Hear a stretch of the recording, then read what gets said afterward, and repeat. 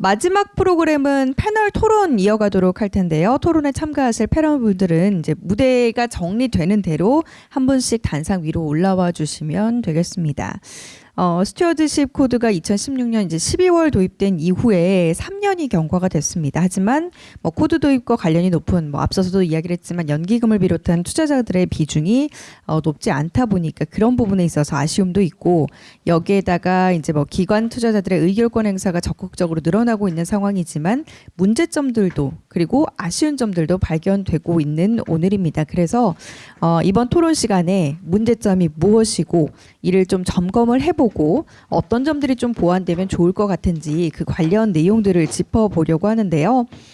패널 토론자는 앞서 이제 발표자로 나서주신 안상희 본부장님과 황현영 조사관님, 최영민 실장님이 패널로 참여하시게 됩니다. 그리고 이제 사회는 유정주 전경련 기업제도 팀장님께서 맡아주시고, 이경상 대한상공회의소 경제조사 본부장께서도 패널로 함께 해주시도록 하겠습니다.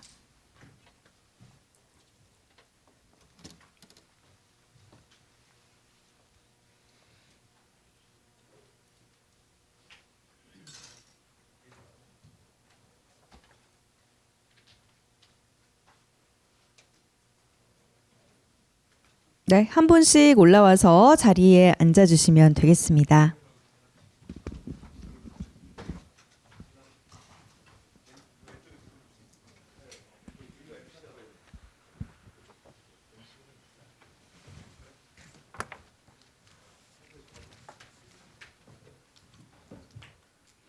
네, 그럼 사회자 마이크 유정주 전경련 기업제도 팀장님께 넘겨드리도록 하겠습니다.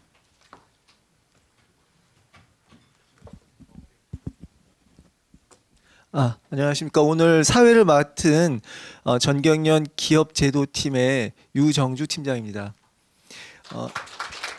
시간이 오늘 그 행사가 12시까지인 관계로 오늘 그 앞전에 소개를 안 드린 그 이경상 대한상공회의소 경제조사본부장께서 인사 잠시. 네. 나머지 세 분은 긴 시간 동안 의견을 말씀해 주시고 발제를 해 주셨기 때문에 소개를 생략하고 넘어가도록 하겠습니다. 빠르게 진행하도록 하겠습니다. 이 세 분께서는 발제를 통해서 의견을 이미 충분히 말씀하셨기 때문에 아마 기업 입장에서 이경상 본부장님이 하실 말씀이 좀 많이 있으실 것 같습니다. 그래서 길지 않은 시간이지만 이경상 본부장님께 좀 마이크를 넘기도록 하겠습니다.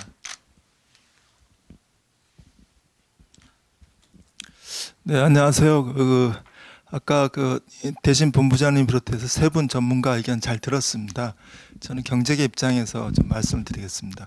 먼저 우리나라 기업 지배구조에 문제가 많다는 점, 그리고 기관 투자가 역할이 강화돼야 된다는 점, 이를 위해서 스튜디오 코드를 도입하고 어떤 감시 역할을 강화해야 된다는 이런 이 SC의 기본 취지에 대해서는 저희도 공감을 하고 있습니다.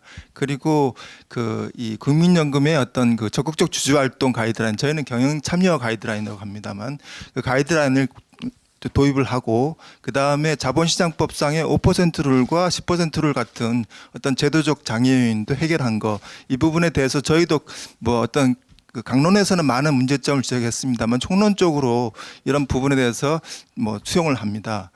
다만 이 SC라는 것이 이 하나의 칼날과 같습니다. 결국은 이게 칼을 잘 쓰면은 좋은 효과를 거두겠지만 잘못하면은 자기한테 어떤 피해를 미치는 그런 부분이 분명히 있습니다. 아까 국회 입법조사관님께서 말씀해 주셨는데 가장 큰 문제점이 누구를 위한 SC인지 이 부분에 대한 것이 여전히 불분명합니다. 제가 왜 이 말씀을 드리냐면은 국민연금의 기업 지배 구조는 아까 말씀에 나온 것처럼 어떤 경영계에서 추천하는 인사들, 그리고 노동계에서 추천하는 인사들, 지역 가입자 추천하는 인사들, 이 세 개 부면에서 추천한 인사들이 결정을 하게 됩니다. 수탁자 책임위원회도 사실 똑같습니다. 그러다 보니까 이분들이 결정을 할 때는 결국은 어떤 국민연금의 장기 수익성이 어떤 스튜디오 코드의 최종 가장 중요한 목표임에도 불구하고 주주 가치란 어떤 그런 목표보다는 결국은 어떤 소속 기관의 어떤 성향에 따라서 결국은 이제 그 방향을 갖고 그쪽으로 의사 결정을 이제 가져가게 된다는 점입니다. 그 대표적인 것이 이번에 보면은 이제 대한항공 그 이 주총 대결이 있었습니다. 한쪽은 그 오너가 계속 연임을 하겠다는 것이고 한쪽은 어떤 그 헤지펀드가 추천하는 인사를 후보로 밀겠다는 그런 것이었습니다. 그 저희 국민적인 상식으로 볼 때는 아무래도 그래도 좀 그 오너이긴 하지만 어떤 경영진을 이렇게 지지하는 것이 좀 필요해 보임에도 불구하고 뉴스를 검색해 보면은 결국은 그 회사 측에 유리하게 어떤 투표할 것 같은 인사를 뭐 항공대 교수라는 이름 그런 명분을 들어서 좀 배제를 해야 된다 이런 얘기도 하는 걸 봐서는 그리고 계속해서 이 논의가 잘 안 되고 계속 이게 지연이 됐습니다. 그런 걸 봤을 때는 결국은 그 이 국민연금의 의사결정에서는 결국은 뭐 노동계나 시민단체 입장에서는 뭐 오너라든지 이런 부분에 비판적인 것이 될 수밖에 없고 결국은 그게 그 어떤 그 국민연금의 어떤 장기 수익성보다 더 어떤 중요한 영향 요인으로 작용할 수밖에 없다 이런 점을 제가 지적을 드리겠습니다. 그리고 결정적으로 이 증거가 또 하나 있습니다. 작년에 저희가 이제 봤을 때 그 기업 가치 향상에 기업의 굉장히 그 향상을 수익성을 높인 기업 가치 향상을 시켰습니다. 새로운 사업에 진출해서 그리고 또 이사회 의장하고 대표이사직을 또 분리를 또 하셨습니다. 이분이 그리고 사회적 책임도 누구보다 솔선하고 계신 분입니다. 이렇게 SK 그 최태원 회장인데 국민연금이 그걸 반대했습니다. 이게 연임에 대해서 그 이유가 뭐냐 하면은. 결국 국민들도 이렇게 이해하기 힘든 그런 그 결정을 내린 이유는 단 한 가지입니다. 조양호 회장이 결국은 이제 그 현행법령을 위반해서 국민연금에 반대했는데 최태원 회장도 예전에 현행법을 위반해서 사유가 있습니다. 그래서 똑같은 논리로 그 어떤 주주이익, 장기 수익성 이런 것보다는 어떤 이 밑단의 어떤 그런 논리, 경직적인 어떤 논리를 얘기라고 할 수밖에 없는데 어떤 그 현행법을 위반했느냐 이것만 가지고 이제 그 의사 결정을 하는 이런 구조가 굉장히 이제 문제가 되는 것이죠. 다시 한번 저도 어떤 수색 코드 활동에서는 가장 중요한 근본 목표인 근본 가치인 어떤 주주 가치라는 게 절대적인 최종의 어떤 그런 스크린 장치가 돼야 된다 이런 말씀을 좀 드리겠고요.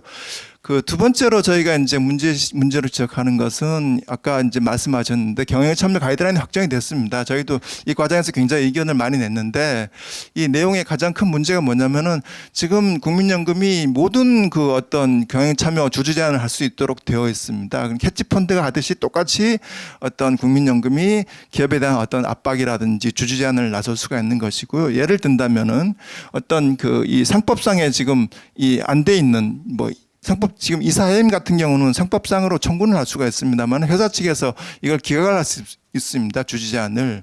그래서 결국 별로 의미는 없습니다만은 그 공격자 입장에서는 굉장히 그 강한 어떤 펀치가 됩니다. 어떤 사회적으로 한 방 먹이는 것이기 때문에 그래서 이사회임 주주 제한을 할 수도 있고 그 다음에 지금 아까 이제 국회 법조사관님 말씀해 주셨습니다만은 지금 상법상에 정부가 추진하는 게 이제 큰 게 몇 가지가 있습니다. 집중투표제를 전면적으로 도입하자는 내용, 그 다음에 그 뭐 감사위원을 분리선임하자는 내용 이런 것들이 이제 상법상에 돼 있는데 지금 법으로 통과가 안 되고 있는 상황인데 이 결국 이 주주 제한으로 이제 가능해졌습니다. 이런 것들이. 그리고 더 이제 좀 그 이 우려스러운 상황은 이임장 경쟁입니다. 이번에도 그 대한항공때 이임장 경쟁이 있었습니다. 국민연금이 나서가지고 이임장 경쟁할 수 있도록 하게 돼 있습니다. 이사임을 하거나 뭐 집중투표를 하면서 내가 이런 걸 하니까 다들 이제 나한테 이임장을 주시오. 이렇게 이임장 경쟁까지 할 수도 있는 이런 상황이어서 그 기업 입장에서 봤을 때는 뭐 이게 뭐 많은 분들이 기우라고 말씀합니다만은 결국은 이런 모든 길이 열려 있습니다. 그래서 저희들은 이런 것들은 굉장히 그 이 국민연금이 좀 이 중량감 있게 무겁게 움직여야 되는데 헤지펀드처럼 할 수 있는 거는 좀 새로운 좀 더 강도 높은 통제 장치를 만들어야 된다.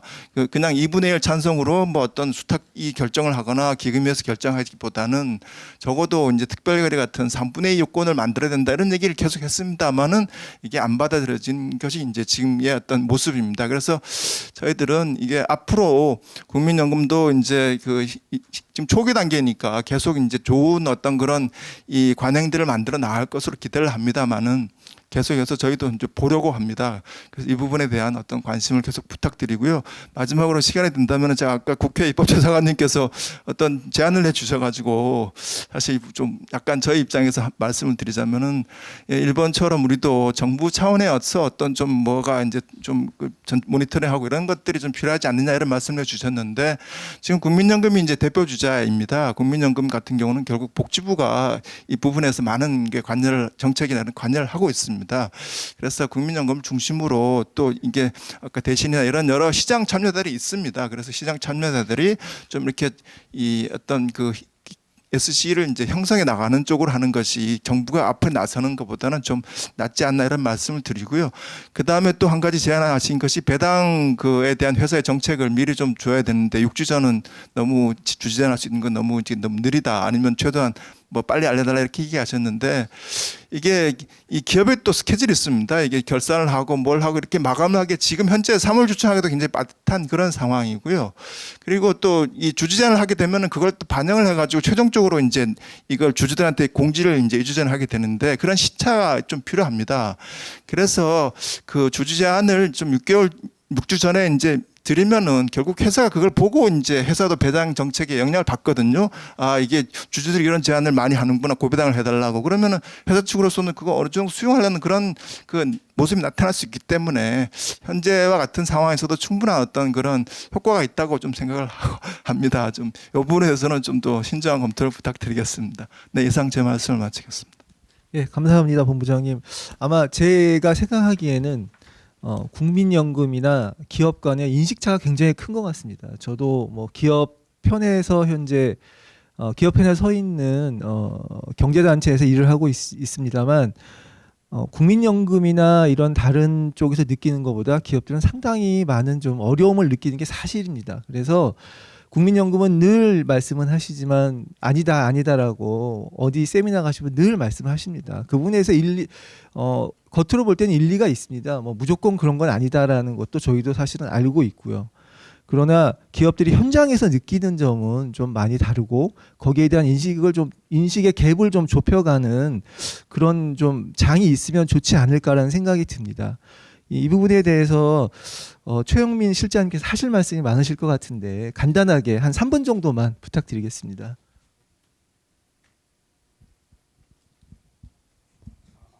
예. 뭐 국민연금 기금의 의결권 관련해서 행사와 관련해서는 참 많은 기대도 있고 또 우려도 있고 사실 상당히 이 공존하고 있는 것이 사실인 것 같고요. 가장 먼저 문제 제기된 우려하는 사안 같은 경우는 편향된 의사 결정이 이루어질 가능성이 높다라는 부분인데요. 사실 그런 분들에 대한 우려를 해소를 하기 위해서 저희가 이제 이 전문위원회 제도 또 수탁자위원회라고 하는 그런 이 전문위원회의 기능이나 시스템 자체를 많이 변경을 해서 가능한 한 다양한 목소리들이 나올 수 있도록 또 구축을 한 바가 있고요.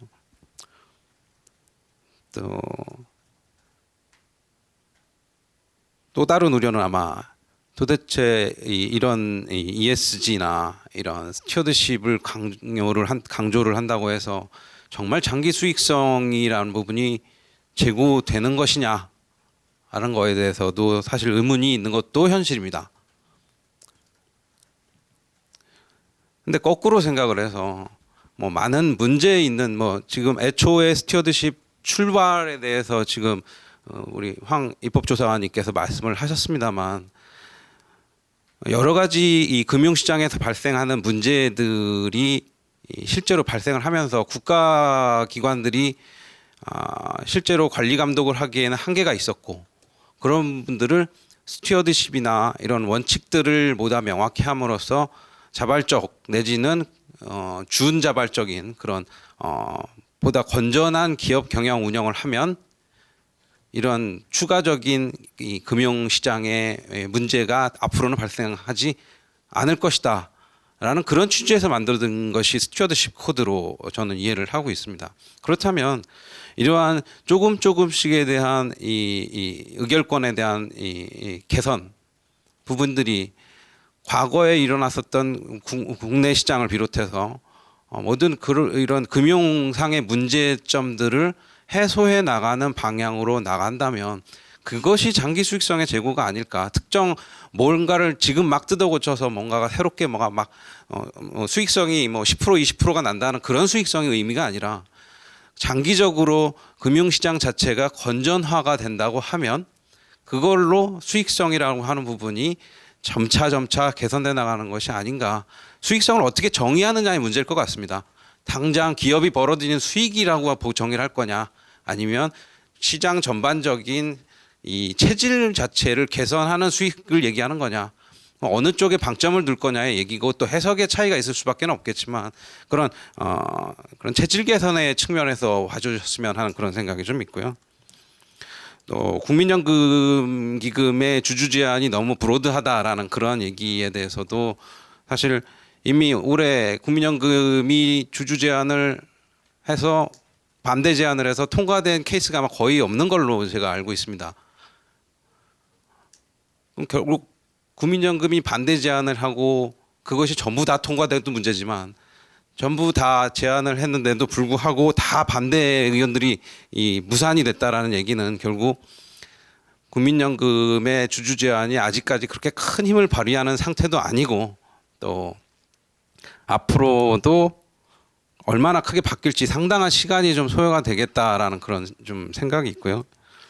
또 뭐 반대를 위한 반대도 필요 없는 이야기고, 또 기업이 망하라고 반대를 하는 그럴 이유도 없지 않겠습니까? 국민연금 입장에서 당연히 저희는 투자 대상 기업이고 해당 기업이 성과를 내야만 주주 가치를 올라갈 테고요. 그럼 국민연금이 해당 기업에 대해서 하는 주주 제한은 어디까지나 개선을 위한 의도로 행동을 하는 것이다라는 것이 근본적인 동인이 될 수밖에 없습니다. 망하라고 저희가 반대 의견을 제시할 이유도 없습니다. 자, 그런 측면에서 좀 봐주셨으면 좋겠고요. 결국 이 스튜어드십이나 ESG에 대한 이런 흐름은 사실상 거의 글로벌 트렌드가 돼가고 있습니다. 저희가 아니더라도 우리나라에서가 이 행위를 하지 않는다 해도 이미 글로벌 스탠다드로 점차 굳어져 가고 있기 때문에, 그렇다면 오히려 세계 글로벌 스탠다드에서 떨어져 나가는, 왜 이 나라는, 왜 국민연금은 스튜어드십이나 이런 ESG에 대한 개선 행위를 하지 않느냐라고 하는, 오히려 역으로 또 저희가 해외 투자를 늘려나간 상황에서 해외 투자 기업에 대한 의결권 행사, 또 지는 스튜어드십에 대한 요구를 할 수 없는 그런 상황이 나올 수도 있습니다. 너희 자국에 대한 행위를 하지 않으면서 왜 타국에 대해서 요구를 하느냐라는 식의 소위 언밸런스한 그런 이 상황이 발생할 수 있기 때문에, 역시 이것도 일부분 전반적인 스튜어드십 트렌드를 따라간다라는 그런 측면도 있습니다. 그래서 여러 가지 우려에 대한 부분도 저희도 충분히 이해를 하고 있고 인식을 하고 있습니다. 그래서 계속해서 아까 발표에도 말씀을 드렸습니다만, 계속해서 부족한 점은 보완해 나갈 것이고, 또 기업의 의견들을 충분히 반영하도록 노력을 하겠습니다. 예. 네, 감사합니다. 시간이 없는 관계로 제가 원래 그 사회자로서 의견을 얘기하는 건 적절하지는 않지만 주최 측에서 사실은 마지막에 한마디 해달라는 요청도 있었고, 또 오늘 제가 좀 안타까웠던 점은 제가 사회가 아니라 발제를 했으면 어떨까라는 생각을 하게 됐습니다. 왜냐하면 좀 느낌이 약간은 기업을 좀 한쪽으로 모는 듯한 느낌이 있어서 좀 제가 발제를 했으면 좀 균형이 맞지 않았을까라는 생각이 듭니다. 간단하게 제 어떤 좀 뭐라 그럴까요? 의견을 말씀을 드리면, 사실은 국민연금 그렇게 말씀을 하시고 그게 뭐 일견 타당할 수도 있습니다. 그런데 오해의 소지가 상당히 많습니다. 일단은 뭐 그냥 통계적으로만 말씀을 드리면, 국민연금이 우리 주총, 그러니까 자본시장, 주식시장에서 가지고 있는 비중이 상당히 높습니다. 약 한 7%. 알려진 바로는 뭐 18년 기준으로 6.9% 정도가 되고, 그다음에 저희가 조사한 바에 의하면 국민연금이 투자한 10개사 중에 4개 정도는 최소 5대 주주 안에 들어가는 대주주들입니다. 그다음에 716개 중에 38.1%인 273개 사에 대해서는 경영권에 영향을 줄 수 있다고 우리가 판단하고 있는 5% 이상의 지분을 보유하고 있습니다. 그중에 최대 주주가 19개 사의 최대 주주고 2대 주주가 150개에 달합니다. 이 사실 어느 나라의 연금이 자기네 국내 시장에 이 정도의 영향력을 가지고 있겠습니까? 이런 경우가 세계적으로 드문 케이스입니다. 굉장히. 그 다음에 다른 나라는 그럼 어떠냐? 저희가 다른 나라를 조사해 봤지만 공적연금이 최대 주주인 경우는 제가 딱 두 나라를 발견을 했는데 뉴질랜드가 1개 사에 대해서 최대 주주가 있는 경우가 있고요. 덴마크가 한 6개 정도 나라에 대해서 최대 주주인 경우가 있습니다. 그 다음에 각 나라들은 그 공적연금이 가지고 있는 의결권을 제한하는 기능들을 많이 가지고 있습니다. 뭐 예를 들면 우리가 많이 듣는 게 스웨덴의 AP 퐁덴이라는 데인데 이름 뭐 발음은 정확하게 모르겠습니다. 의결권 10% 이상 초과 보유하지 못하도록 하고 있고, 뭐 일본 같은 경우에 전부 다 외부에 맡기고 있고, 뭐 등등. 우리나라도 뭐 아예 규정이 없는 건 아닙니다. 규정이 있는데 사실상 예외를 광범위하게 인정을 하고 있기 때문에 충분한 오해의 소지가 있습니다. 그다음 두 번째로 우리나라 그러니까 언론상에서 굉장히 많이 이미 회자가 된 사항이지만 뭐 수탁자 전문위원회도 개편하고 하셨지만 사실상 최고 결정기관인 기금운용위의 지금 지배구조에 대해서 상당히 많은 지적이 있는 상황입니다. 뭐 다 잘 아시겠지만 최소 8명이 정부 측 인사입니다. 8명. 나머지 지역가입자라든지 노동계 인사 이쪽 다 현 정부 편입니다. 그러니까 아무리 객관적으로 한다고 해도 오해를 살 수밖에 없는 지배구조라는 겁니다. 그러면서 국민연금에서 어떤 분은 차관이나 장관들은 잘 오지도 않아요. 결정할 때. 라고 이야기를 하시지만 실제로 중요한 것을 결정할 때는 모두 참여하십니다. 작년에 가이드라인 발표하실 때 장관님께서 직접 나와서 발표를 하셨죠. 이렇게 한다. 라고. 그래서 이런 모든 행동들이 사실은 국민연금에 의도하는 관계없이 기업들한테 상당히 많은 오해를 사고 있다. 그래서 이런 오해를 좀 해소하는 작업을 하셔야 되지 않을까라는 생각이 듭니다. 그리고 뭐 결정적인 거는 사실은 2019년도에 대한항공 사태입니다. 그때 10%를 반환하면서, 그러니까 이익의 10%를 반환하면서까지 주주 제한을 할 것이냐 말 것이냐에 대한 논란이 굉장히 컸습니다. 그 부분에서 기업들이 느끼는 뭐라 그럴까요? 두려움이라 그럴까요? 국민연금에 나서는구나. 드디어 정부가 뭔가 법으로 안 되니까 국민연금을 동원하는구나라는 오해를 충분히 사기에 오해를 충분히 살 수 있는 사례가 돼버렸어요. 그때. 그래서 만약에 정말 우리 실장님께서 말씀하신 대로 국민연금의 의도가 정말 그런 게 아니라면 나름대로는 이렇게 가시적인, 물론 수탁자 전문위원회도 개편하고 하셨지만 뭔가 좀 더 가시적인 뭐라 그럴까요? 보여주는 게 좀 있어야 되지 않을까. 저는 개인적으로 그렇게 생각을 합니다. 뭐 이에 대해서 간단하게 시간이 이미 지났지만 1분씩만 좀 말씀 부탁드립니다.